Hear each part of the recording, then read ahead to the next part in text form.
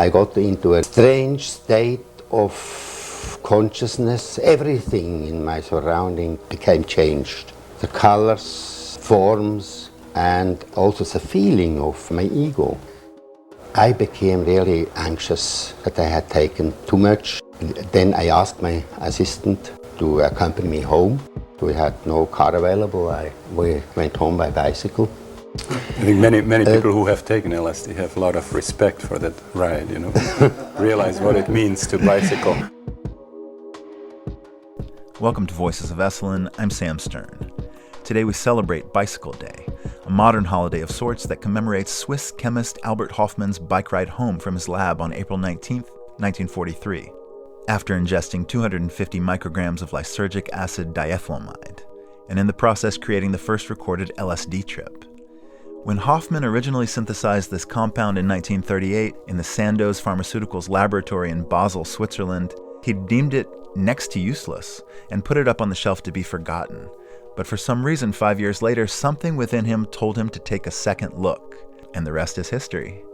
Today's Voices of Esalen episode is a treasure, I would say, drawn from our extensive archives. It's an interview with Albert Hoffman himself, conducted by none other than Stanislav Grof, who is sometimes known as the godfather of LSD psychotherapy. Grof was a Czechoslovakian psychoanalyst who was enormously influenced by Hoffman's discovery of LSD. In his research in Czechoslovakia, he oversaw tens of thousands of LSD trips. Grof would emigrate to the United States in the late 1960s, and he spent more than 10 years as a teacher in residence at the Esalen Institute during the 1970s and 1980s. Here he developed the practice of holotropic breathwork, and he was also one of the founders of the School of Transpersonal Psychology. In this interview, Grof and Hoffman explore a host of topics, including Hoffman's discovery of LSD, how on his first trip Hoffman freaked out and thought he was going insane, and then thought he was dying, how Hoffman then soon became aware that his new discovery would have immense significance to the field of psychiatry, why Hoffman believed LSD could be used as a model psychosis and a way to study schizophrenia, how Hoffman collaborated with amateur mycologist R. Gordon Wasson to create a synthetic version of so-called magic mushrooms, which would be known as psilocybin, how Hoffman traveled to Mexico with Wasson to deliver this modern version of mushrooms to the famed curandera Maria Sabina, who had introduced Wasson to the mushrooms in the first place, and much more. They end this interview by speaking about Hoffman's reaction to the way LSD escaped the laboratory and infiltrated culture during the turbulent 1960s. This interview was conducted at Esalen Institute in 1984, just one part of the ever-evolving and complex tapestry of history that unfolded here in Big Sur. I hope you enjoy it. So it's a tremendous pleasure and honor for me to be able to welcome you here. You've had tremendously profound impact on my life personally and professionally since the time when I had the first psychedelic experience. It really was a beginning of an entirely new direction of my life.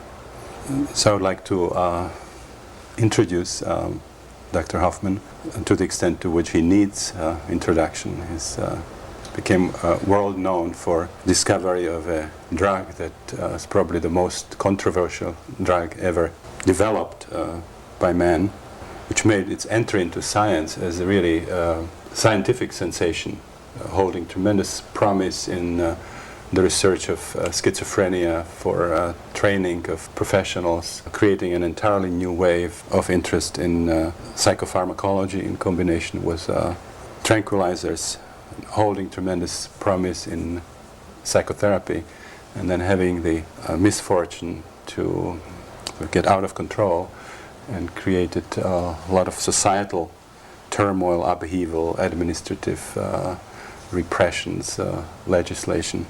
And I think what many people haven't been aware of until recently is that the observations from psychedelic research, particularly LSD research, will probably become a very important contribution to what has been now referred to as the emerging paradigm. So it was a very, very influential discovery.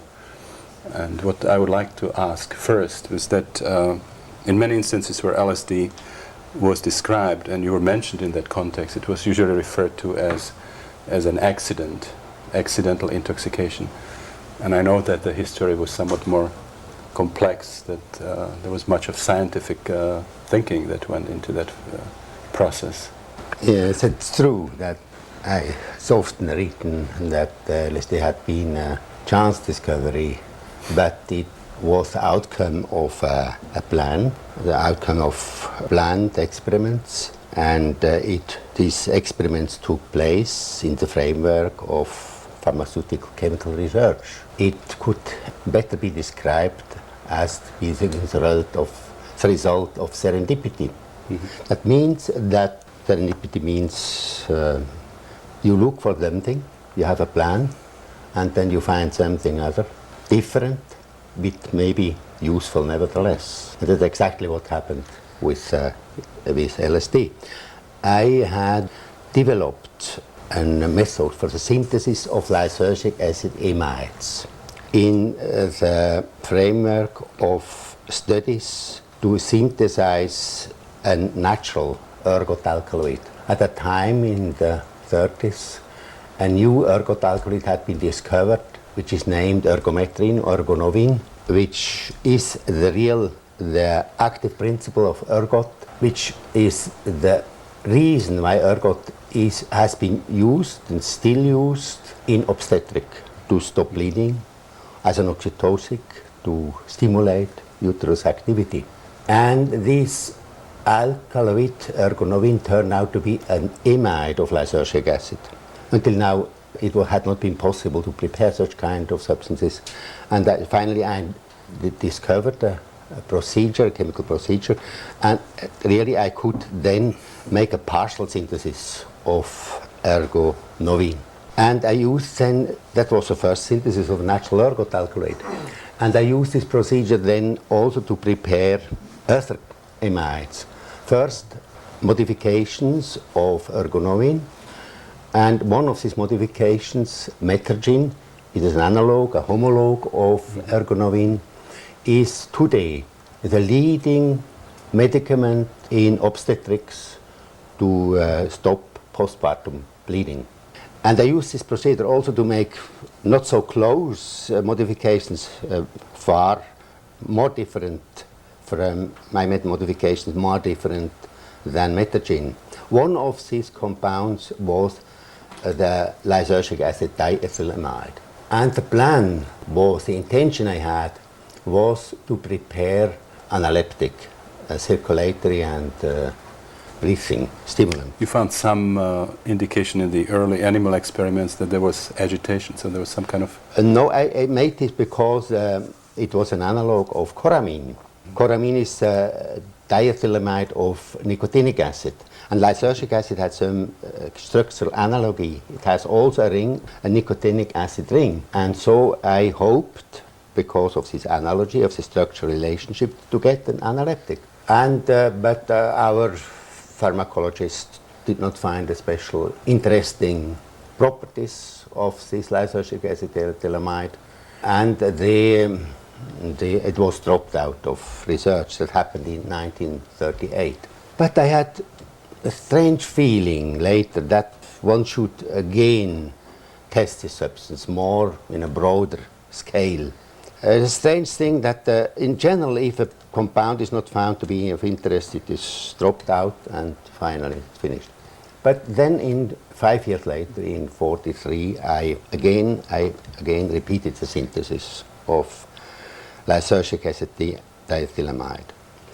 And at the end of the synthesis, I got in a very strange condition, dreamlike condition, which all my surrounding was changing, and also the feeling of reality had changed, and it was rather agreeable. But in any case, I left laboratory and went home and lay down and had a nice, enjoyed a nice dreamlike state, which then passed away. Did you immediately have the suspicion that this was a drug intoxication? And I had the suspicion he must have something from the laboratory. But I believed it could have been caused by the solvent that I had used at that time. I had used dichloroethylene, something like chloroform, at the final step of preparation. And the next day in the laboratory, I sniffed from this solvent, and nothing happened. And then I thought maybe that the substance itself I had prepared, I had nothing. I was careful, always very clean. I had nothing tasted, of course.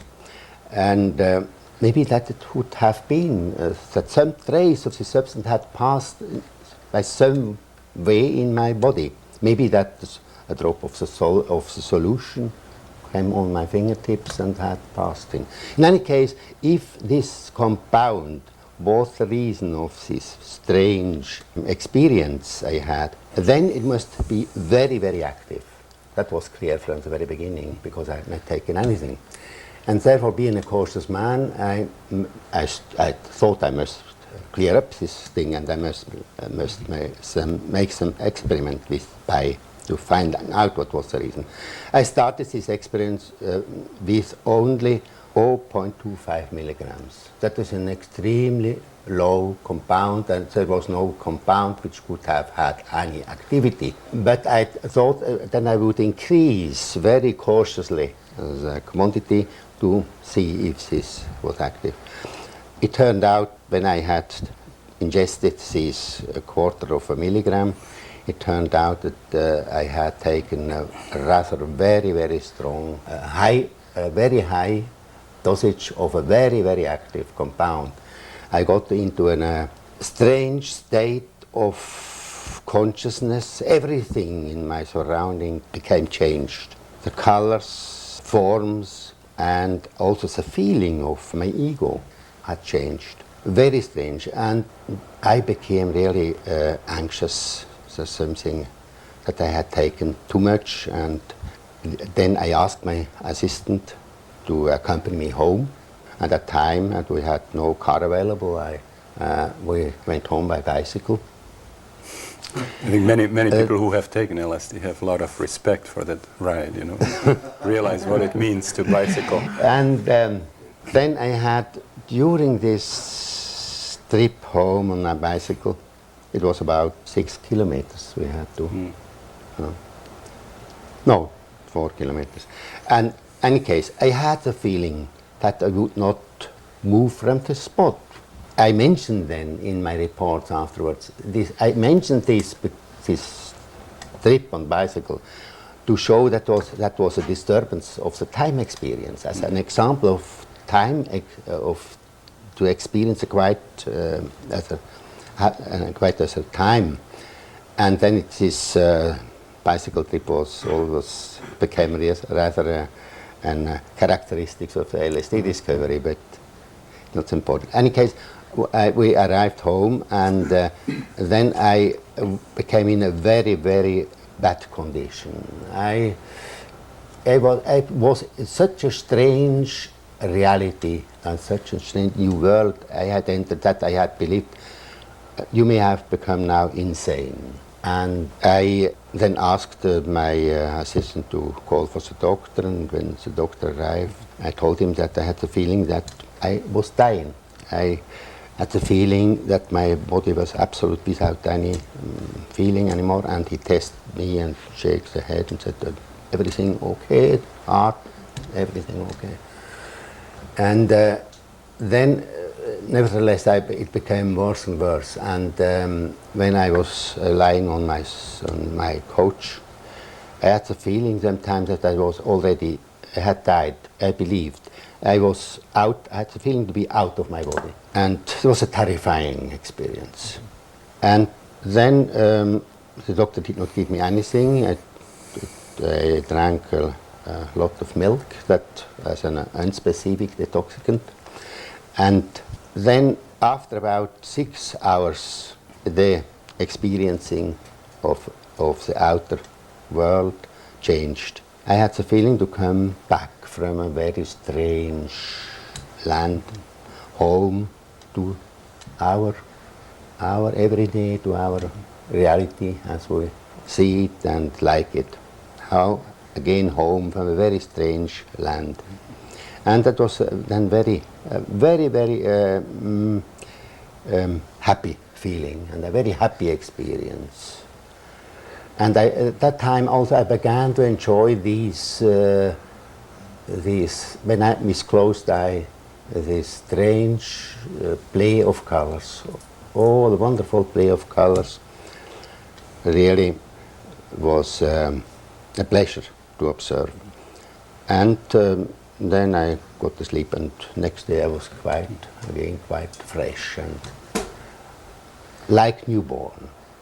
It was an April day, and when I went out in the garden and had been raining in the night, I had this feeling that I saw Earth and the beauty of nature really it had been when the creation was created really, and the first day of creation was a beautiful experience. Reborn and seeing nature in a quite new light. We have seen this kind of sequence then very, very regularly in psychedelic sessions, the death rebirth process. I wanted to ask you if during the time when it was happening it was just death, or did you have actually the feeling that you were also involved in some kind of birthing process? No, it was, as I said, the first phase was a very terrifying experiment, because I did not know if I would come I would recover. I had the feeling first that I became insane, and then I had the feeling to die, and after, when I came back, I had the feeling to be of rebirth, of course, yeah. But there was no connection to actual memory of biological birth? No. And then you became aware that this drug would be of significance to psychiatry? And immediately I became aware that it was important for psychiatry. But at that time I just would say I would never had believed that this substance could be used in the drug scene as just for pleasure. I had such a deep and mystical, not in every respect pleasurable effect.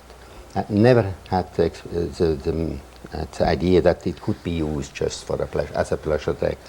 It came then in the hands of a psychiatrist, as a son of my boss at that time, to Dr. Stoll, who was working at Burghölzli, the Psychiatric Institute of Burghölzli, and he made the first experiments with LSD. First we checked it in our laboratory, because the head of the of chemical department, Professor Stoll, and Professor Rothli, the head of the pharmacological department, said it's impossible. You may have made a mistake when you make the dosage. It is impossible that such low doses can have any effect. And then also Professor Rothli made an experiment with his two of his assistants, but they took only. They were not so sure about their pretensions. They took only 50 micrograms, 1/5 that I have taken to check it, and even then they had a really full-blown experience, and then it was clear that it was really a substance with an activity of a quite new dimension. And then, as I said, it came in the hands of Professor Dr. Stoll, Werner Stoll at Zurich, and he made really the first fundamental study to use LSD in the clinical conditions. He gave it first to normal person. He himself took also 50 micrograms, 1/5, as that what I had, and he described his experience. It's a classical description of LSD experience in his publications, which then was published about 47.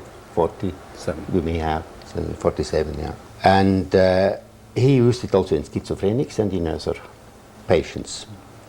And he outlined really most of the uses that LSD could have had in psychiatry.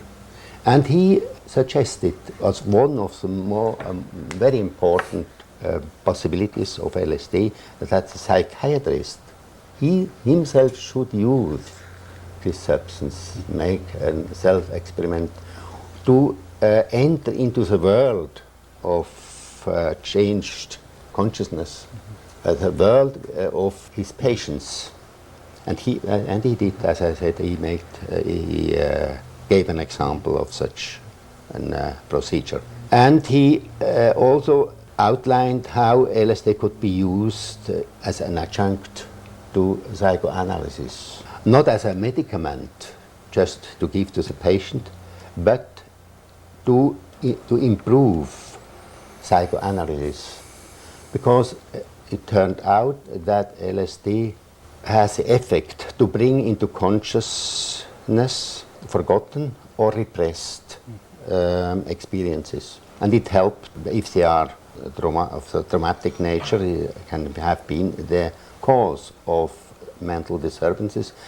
And LSD had the first effect that it improves the suggestibility. It improves the contact between the patient and the psychiatrist. And based on these effects, he suggested that LSD could be a very useful adjunct in psychoanalysis. You really outlined the three directions that became fundamental in the early research, yes. which was the concept of model psychosis. This could be interesting for studying schizophrenia. Yes. The second was a training tool, and the third one was then adjunct to psychotherapy or a therapeutic yes. tool. Yeah. Yes, exactly. So this was in a nutshell the story of discovery of LSD. Yes.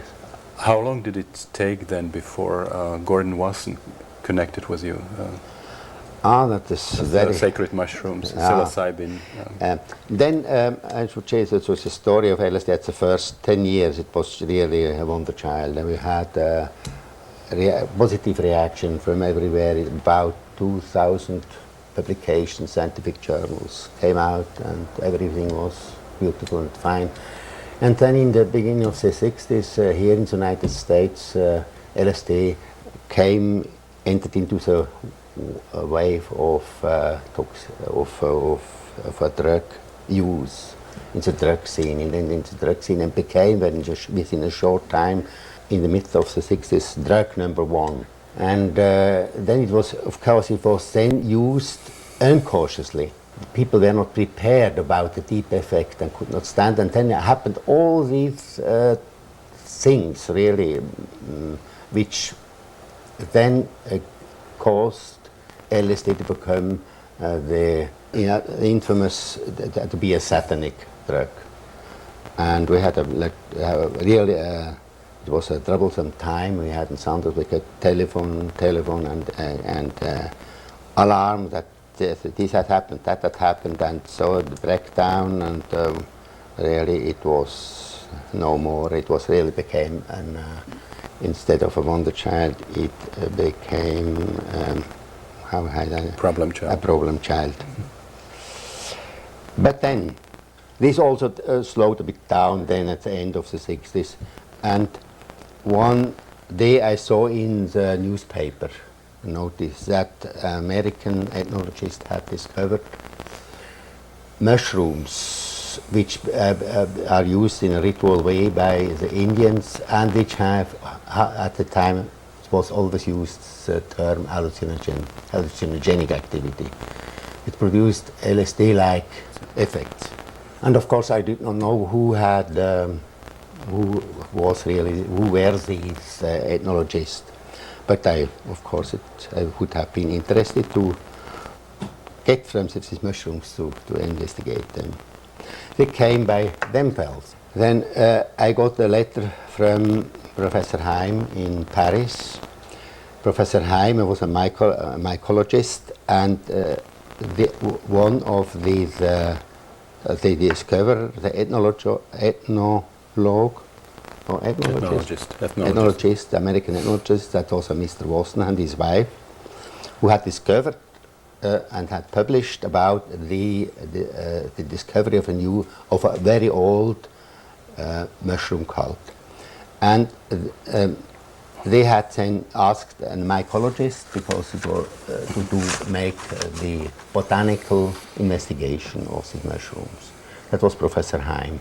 And he then also, after he made all the botanical work, and he tried also to isolate the active principles. And he did not succeed. And also Professor Mr. Wasson had in the United States had initiated chemical studies in micrograms dome and in Delaware at the university, and they had not succeeded. And Professor Heim, thinking that the people in Basel who had worked with LSD, which had some similar effects, may have experience with such kind of substances. And so he asked me if I would be interested to work, to do the chemical work. So LSD attracted the mushrooms to come in my laboratory. And then we had only some 200-300 grams of these mushrooms.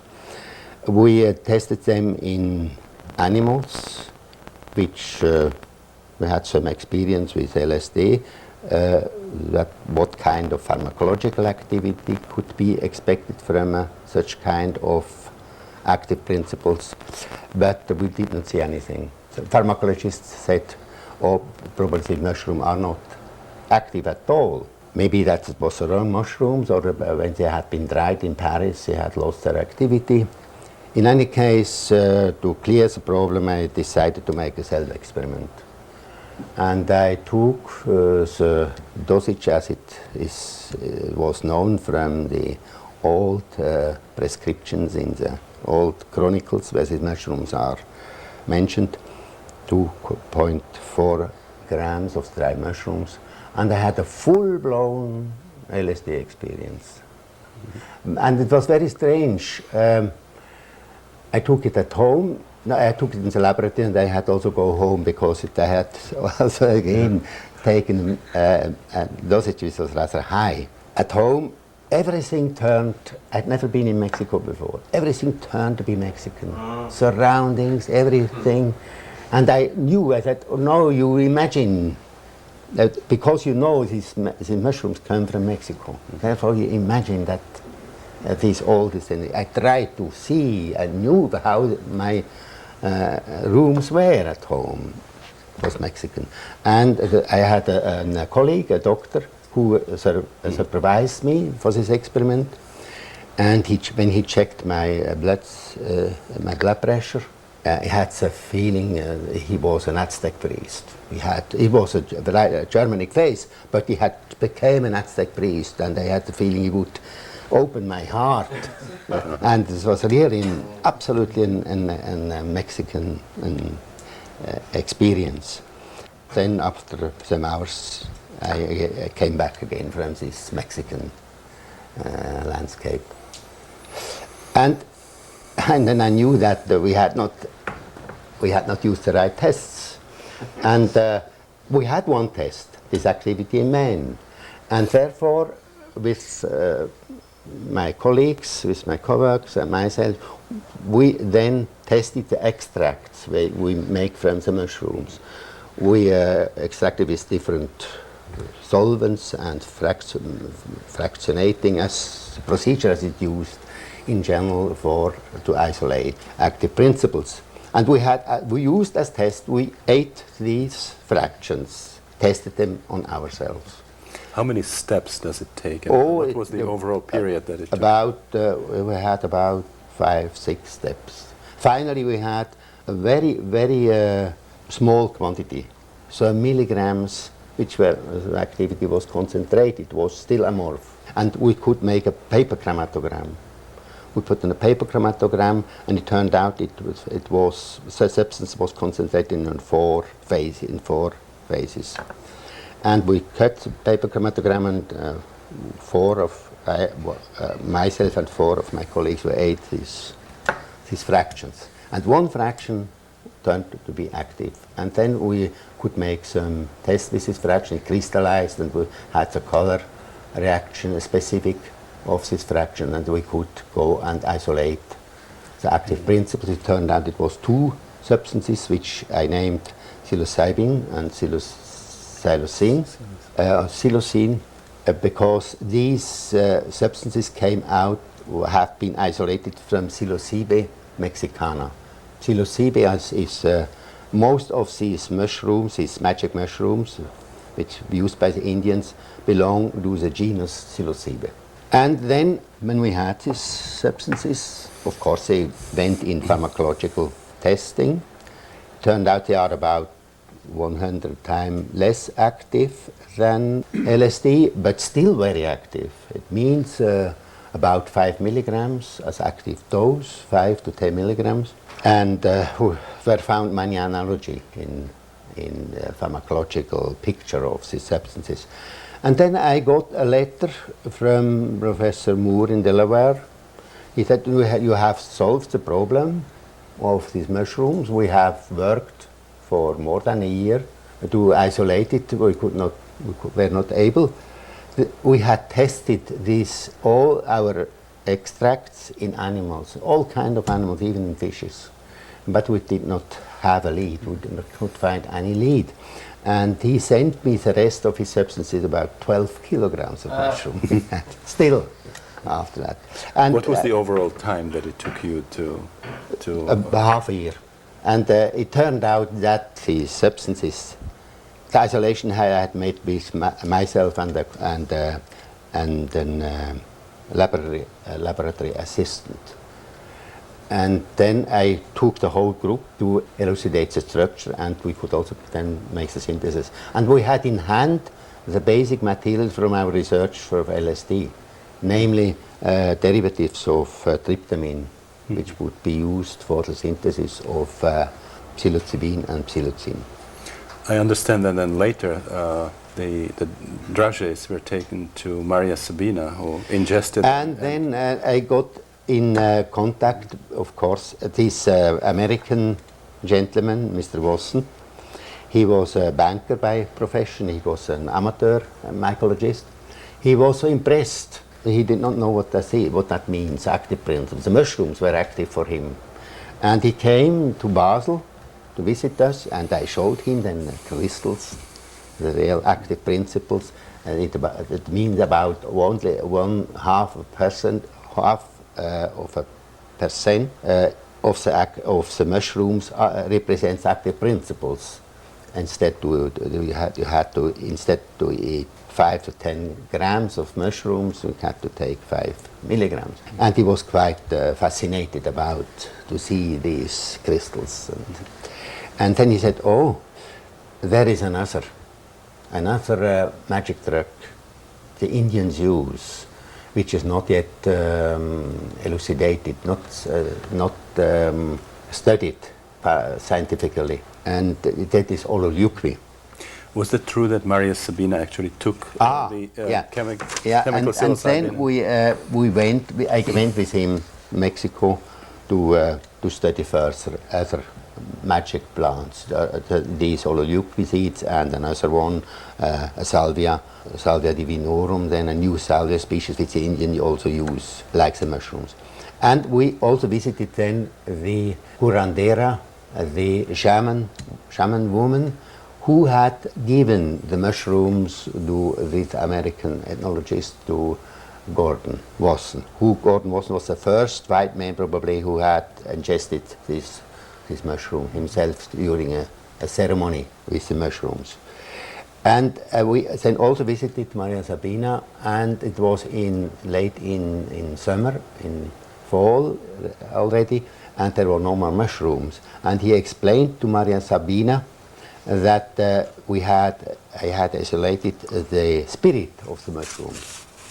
And they were now in these pills, in these little pills, there was the spirit of the mushroom. And she was fascinated. And he agreed to make a ceremony for us. And always you had to have a reason to. This mushroom ceremonies is a consultation. You had to go to the doctor or to a psychiatrist to have some problems. And Gordon said, I have left 3 weeks ago New York, and my daughter had to go in the hospital expecting a child. I do not know anything what happened with her. Can't the mushroom take me? Tell me what happened with my daughter and what happened with her. That was the reason they made then a ceremony for us. It was a beautiful ceremony. It came not the shaman, her daughters and her other shaman colleagues, and it was really a beautiful thing.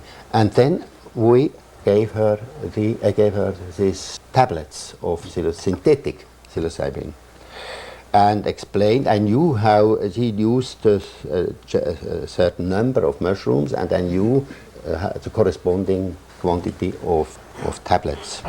And then there was really a full-blown, wonderful ceremony, which lasted until the morning.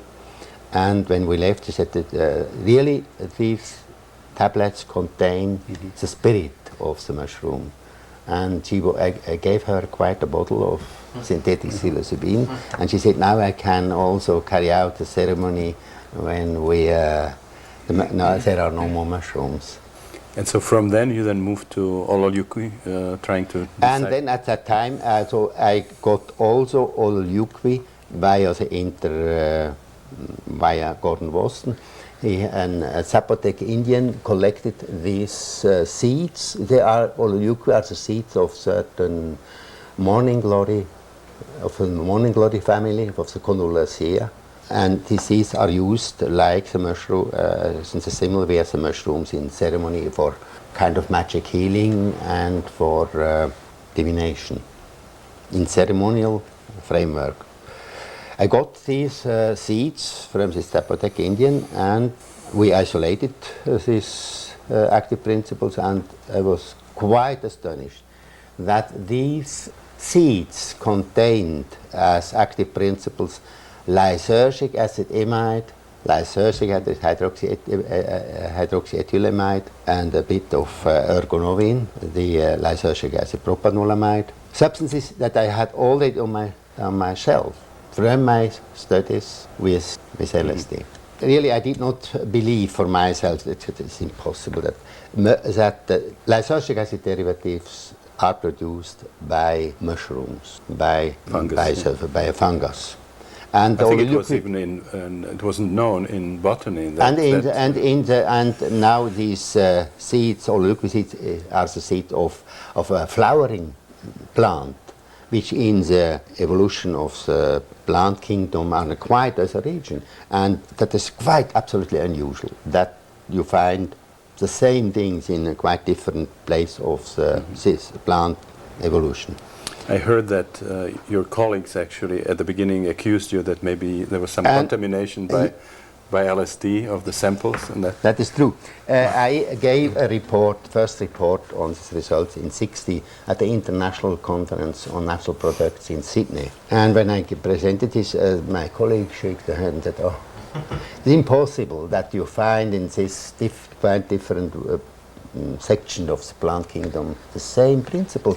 You may have mixed something up. You are working with all kind of lysergic derivatives, and something you have mixed up, and that is the reason." And but finally, of course, they could confirm our experiments.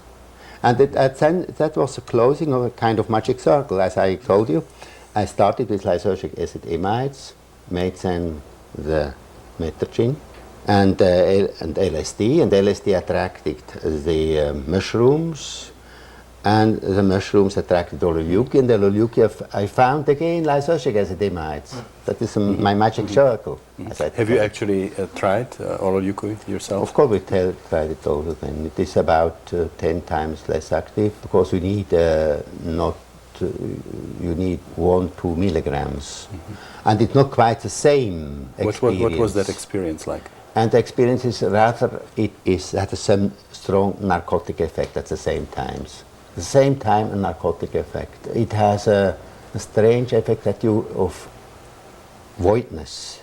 You have the feeling to be, everything is void, has no more meaning.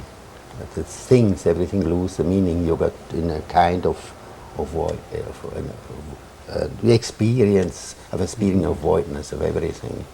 It also magic is a very mystic experience. Usually when you read psychedelic literature, there's a distinction being made between the so-called natural psychedelics, alkaloids such as psilocybin, psilocin, mescaline, that are produced by the plants as such, Yeah. as compared to LSD, which is referred to as something that came from the laboratory because it's semi-synthetic.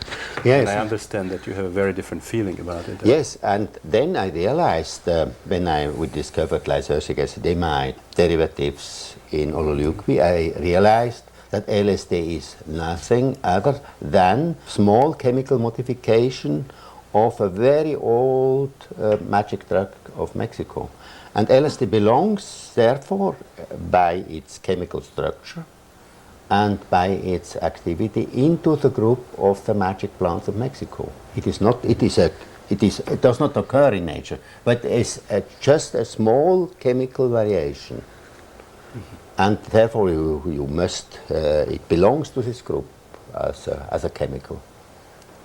And also, of course, it's a use. And therefore the use of LSD in the drug scene can be seen as a profanation of a sacred drug.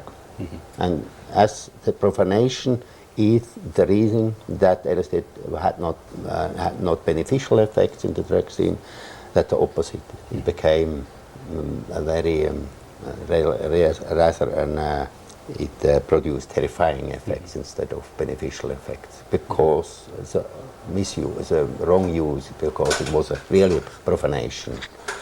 It should have been put the same taboo and the same reverence that the Indians have to their drugs. If that would have been transferred to LSD, LSD never would have had become such a bad reputation. Mm-hmm. The attempts to isolate the alkaloids from Salvia divinorum and yes, when I was with Gordon in Mexico, we had also another drug the Indians use as ololeucopy, as the mushrooms. That was a Salvia species which had not been identified, and after long and very trip in the Sierra Mazateca, and finally we found a curandera who made us a ceremony with this plant, and we could then, and we had an experience with it. It makes a juice of fresh leaves, the juice, and then it is used like the mushrooms. And also Gordon Wasson and my wife, we had some effect, but very mild, different from mushrooms. But anyway, clear-cut effect. And you attempted the isolation? And I took leaves and I took extracts, made extracts, pressed juice, I collected the juice, took it in Basel in my laboratory, but they were no more active. Mm-hmm. It seems that the active principle is very, very easily destroyed. And would not go on. This problem is not yet solved. And but this plant was a new species of salvia, and it was then determined at Harvard and given the name Salvia divinorum because it is a wrong name. Salvia divinorum, we should say divinatorum, but it's a bad Latin. They don't know very good Latin, this botanist. I was not very happy with the name because Salvia divinorum means the salvia of the gods, but it's the salvia of the divinatorum of the priests. Mm-hmm. And in case now it is in the botanical literature, it is under the name Salvia divinorum. That was Dr. Schultes who did at Harvard? Who did no, it was another. It was the same institute, but there were two other botanists who gave the name. Did you make any more attempts? Were you interested in some other plants? No more. Mm-hmm. Was this work interrupted somehow because of the political, administrative problems at Sandoz? Or yes. Would you have felt like continuing yourself? I have already said this abuse and misuse in the drug scene had brought many troubles to our company, and then also there came these all legal restrictions from the health authorities in nearly all countries, and of course management of our company was no more very interested in these things. Did you yourself have any plans or interests? And I followed the literature, but I saw then that there was the problem of the Amanita muscaria mushrooms, and I tried to get these mushrooms also to isolate the active principles. But then it turned out that at the University of Zurich, Professor Euxer had already nearly solved the problem. Not just solved the problem, but these mushrooms are used by the Siberian shamans. And what had been isolated from these mushrooms, which had been collected in our country, where substances that have a narcotic effect, but not at all hallucinogenic and psychedelic effect.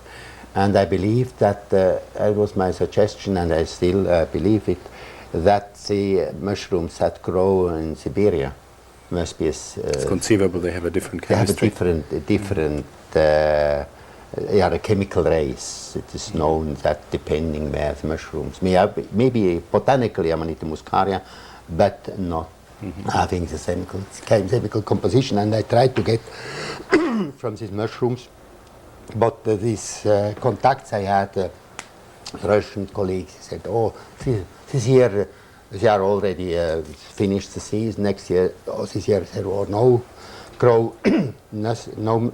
mushroom growing, and the next year, all those excuses, I did not get the mushrooms, and finally I discarded the problem." Was this somehow inspired by Gordon Wasson, by his idea about soma, that yes, Amanita exactly. muscaria? Yes, because he believed that that all soma, which is mentioned in the Vedic scriptures, that is famous soma would be Amanita muscaria. But the outcome of these studies in Zurich showing that the active principles are narcotics and not stimulants, not psychic stimulants, not psychedelic products. This was an objection to the theory, and I believed I could solve this by using, by studying these Siberian mushrooms, which was not possible because I could not get it.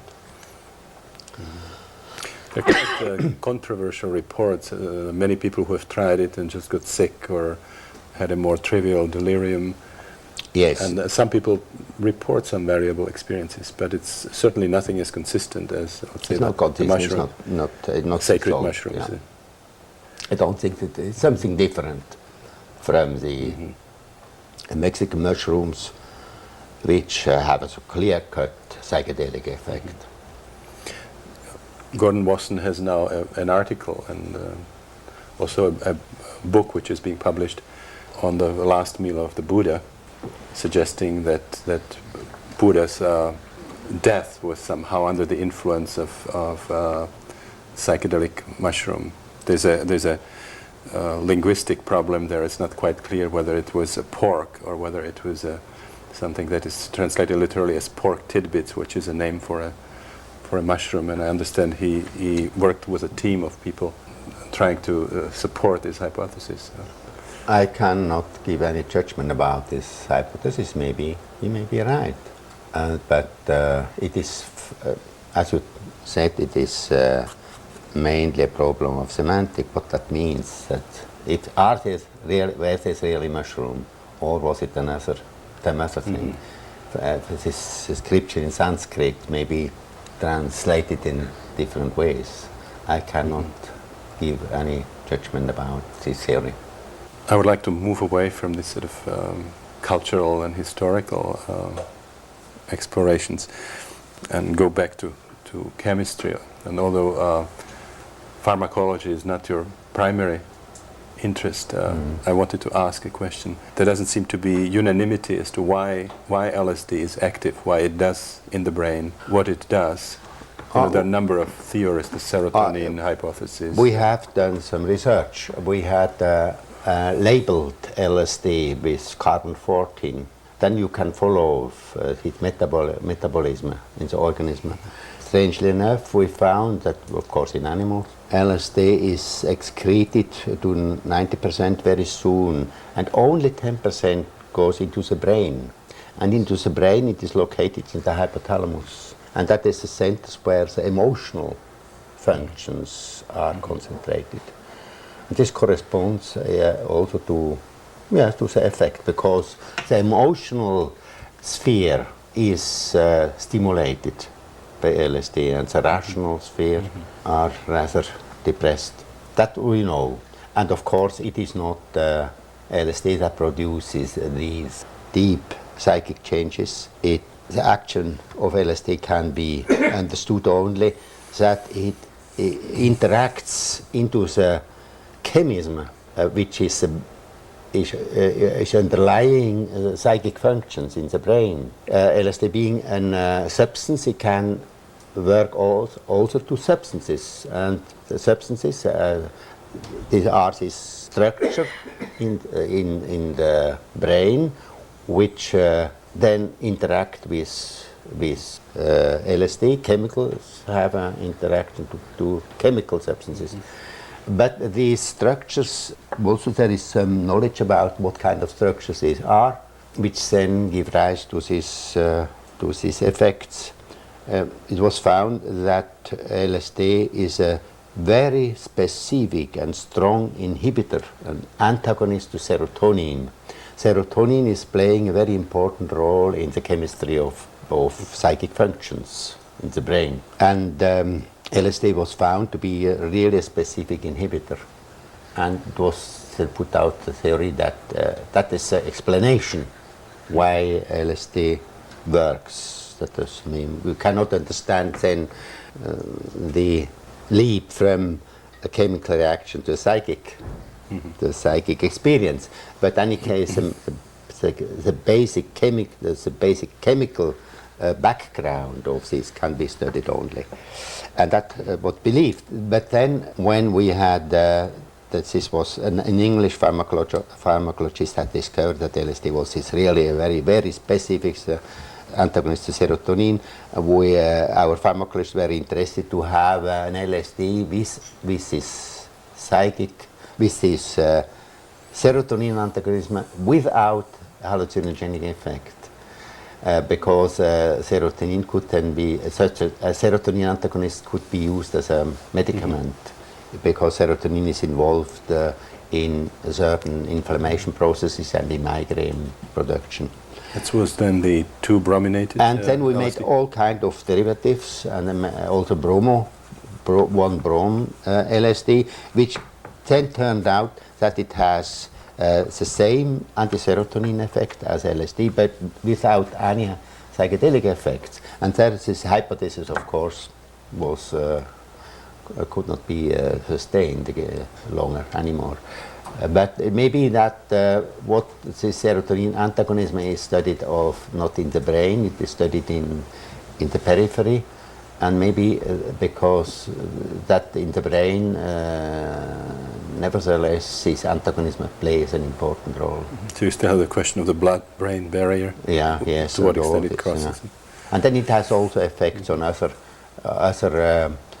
transmitters, to dopamine and to adrenaline, and it is very complicated. And that is also a feature of LSD, that it had been a very, very useful, and is still a very useful tool in brain research.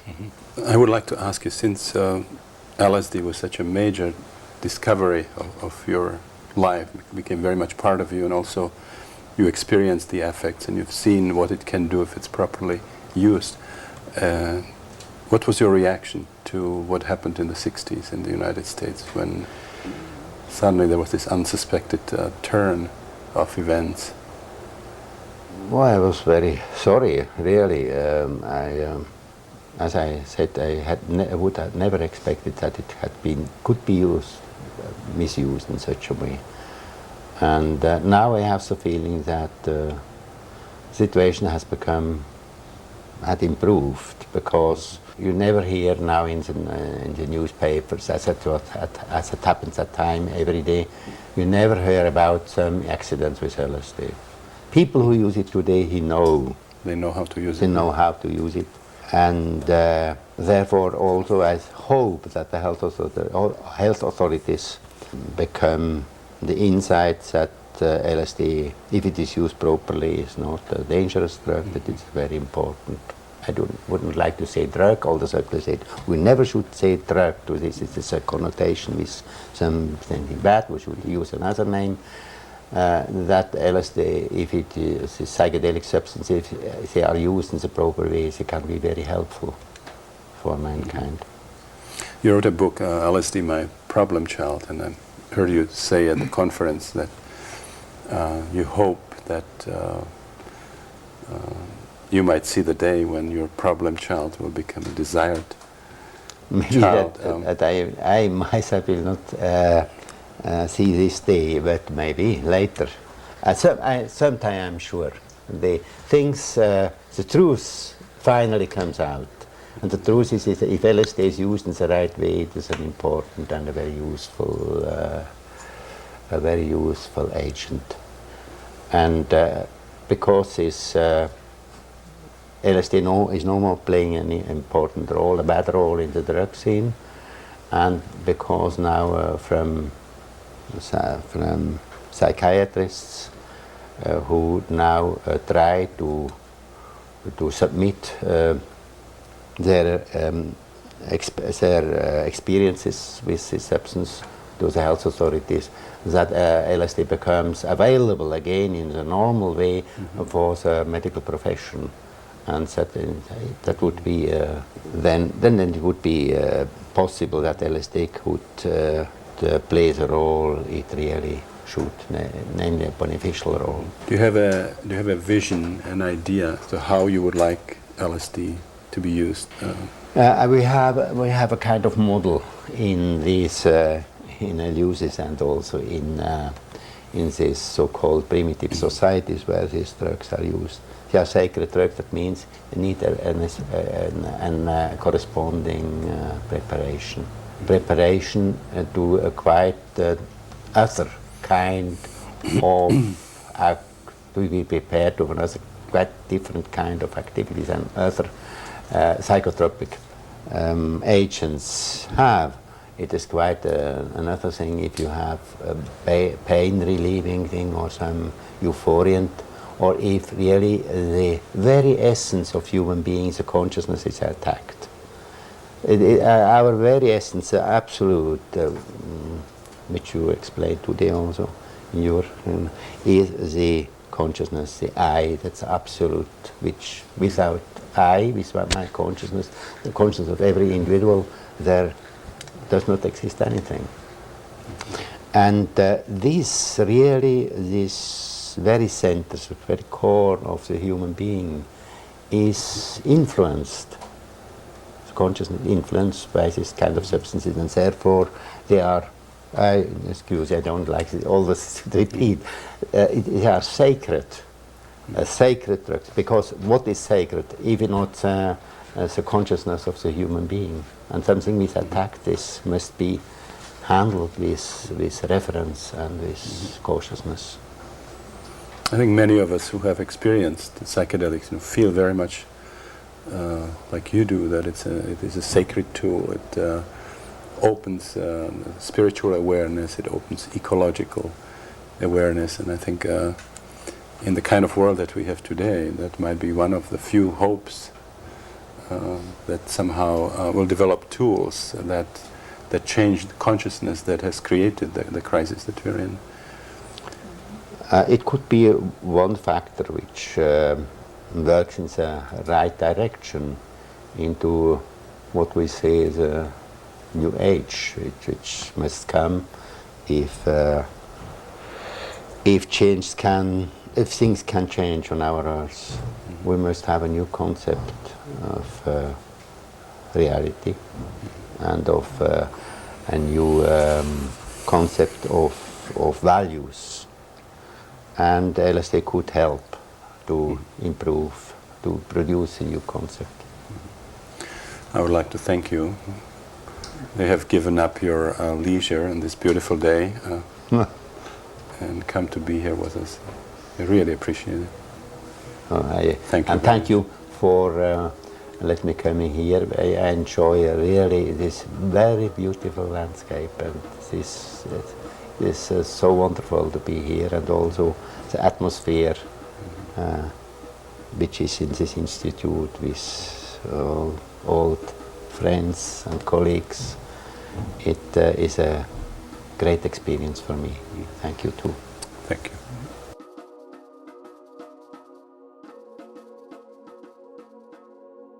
Thanks for listening to Voices of Esalen. Today's episode was produced in conjunction with Shira Levine. Our music is by Nico Holloman. Until next time, be well.